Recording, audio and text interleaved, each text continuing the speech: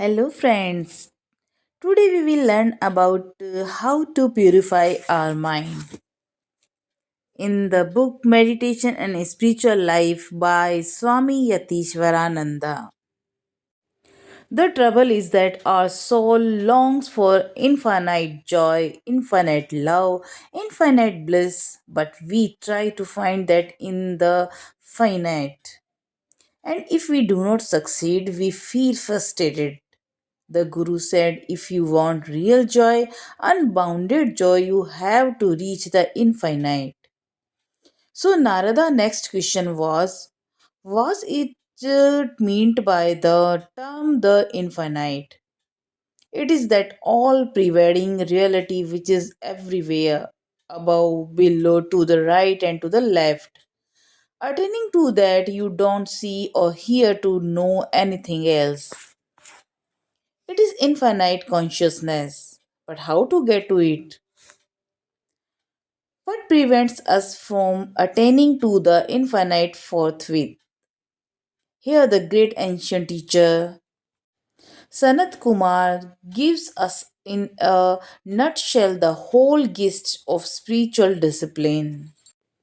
When ahara is pure, our mind becomes pure. And when the mind becomes pure, our memory becomes steady.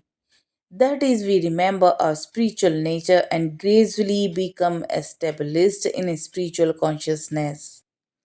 This destroys the knots of the heart and leads to emancipation. When we realized the infinite spirit, we are freed from all bondage and sorrow. When we realize that we are one with the infinite spirit, all our problems of life and death are solved. Let us now try to understand the meaning of the word ahara. The word ahara means what we take in. Does it mean only food? Pure sattvic food? Pure vegetarian food? How far does this help? It helps a little, but unless you know how to purify the mind, nothing much happens. There are plenty of wicked people who are vegetarian. What type of vegetarians are they? Lord bless them. If you feed a poisonous snake with pure milk, it will only manufacture poison. So it is not enough to fill our bellies with pure food. Our poisonous nature is to be discarded. Therefore, Sankara observes while commenting on the above passage. Ahara is that which is taken in. The experience of sound, which are taken in for the experience of the agent. And when this cognition of object is purified, when the cognition of objects become free from all taint of aversion, attachment or delusion, then of one having such a cognition, the inner nature becomes pure.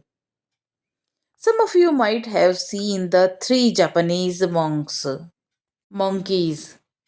These are three monkeys doll.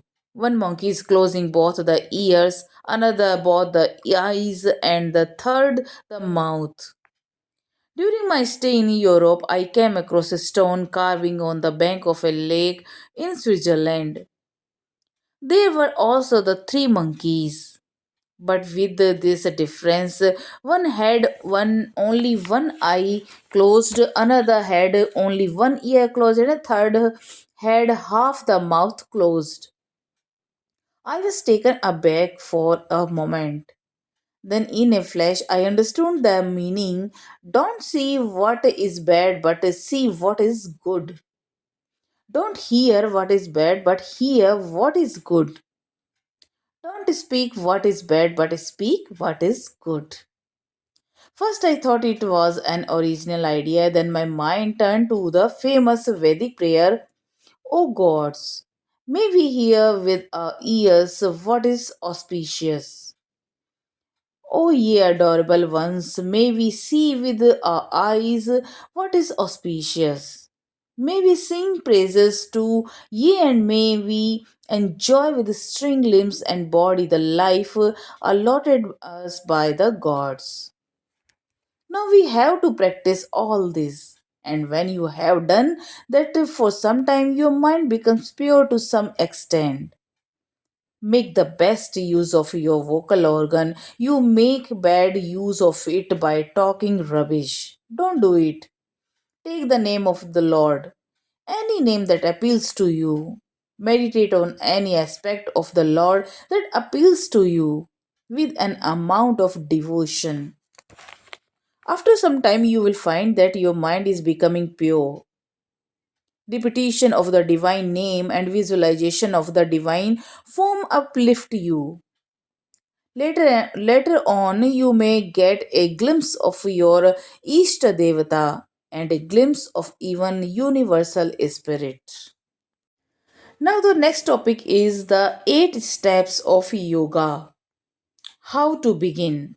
Patanjali, the great teacher of yoga, has placed before us a spiritual ladder with 8 steps that takes us to perfection.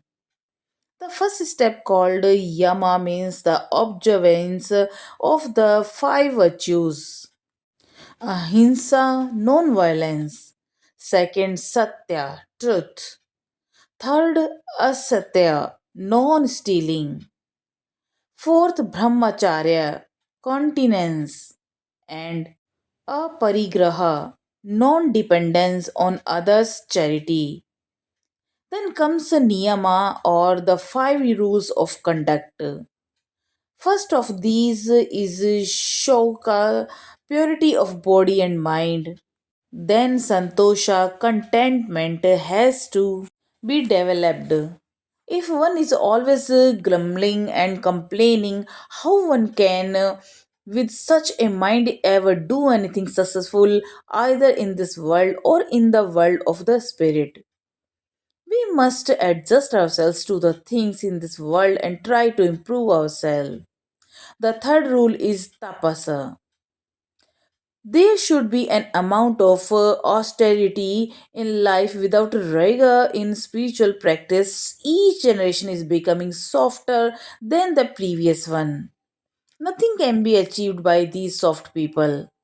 The fourth rule is swadhyay, self study.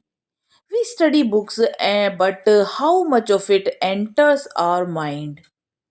We hear a lecture and say it is wonderful.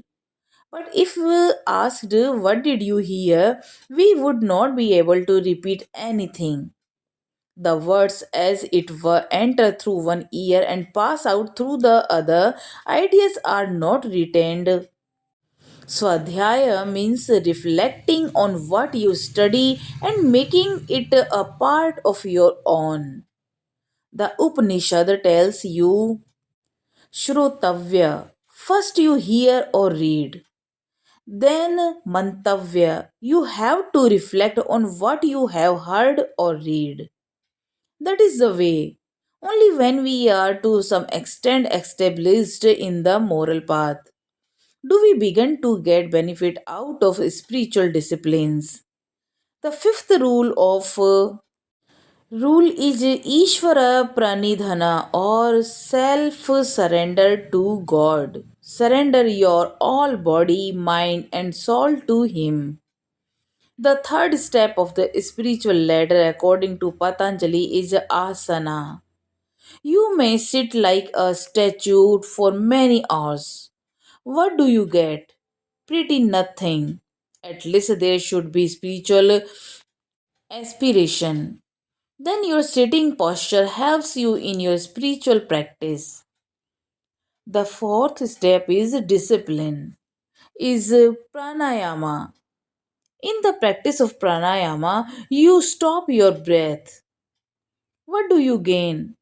If it is merely a physical phenomenon, then a football lab bladder must be a great yogi. What do you get by retention of breath? Nothing by itself, but when the mind is greatly disciplined, when the mind is in a spiritual mood, pranayama helps one to rise to a higher plane of consciousness. The fifth step, called pratyahara, is detachment. From everything, the mind is to be detached. When you are attending to some work, you banish all other thoughts and give your mind to the particular work. If you fail to practice detachment, you invite worries. When you go to sleep and think of too many things, you don't get sleep, you suffer from insomnia and fall ill. Similarly, if you wish to meditate, you should detach your mind as much as you can from the things of the world, even from the pictures, the thoughts, the feelings that arise within you. But detachment should not create a vacuum in your mind. A vacant mind will fall asleep. For many people, meditation is an invitation to sleep. Be wide awake. Use your willpower a little more. Take a name of the Lord while you meditate. Then there would not be any fear of falling asleep. Instead, the mind will rise to a higher plane. We now come to the sixth step, or discipline, dharana. This means fixing your mind or for some time on some divine theme, or on a holy word, or on a holy blissful form in a particular center of consciousness. You have to feel your center of consciousness first and then concentrate your mind there. Dhyana, maintaining a continuous flow of a single thought about the divine, is the seventh step. Concentration here is deeper and lasts longer.